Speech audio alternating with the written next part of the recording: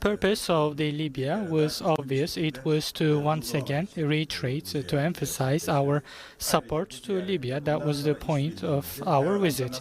We also discussed how we could further our cooperation in various areas. We had a chance to discuss these in detail. We discussed some of the steps to be taken in the field, as well as the political relations. As you know, there is already an MOU that we have signed with Libya about the maritime areas, also a cooperation and steps to be taken on energy in the Mediterranean. We got a chance to discuss all of those. A lasting political solution and ceasefire in Libya. We had a chance to exchange opinions on that under the roof of the UN, how we will continue our efforts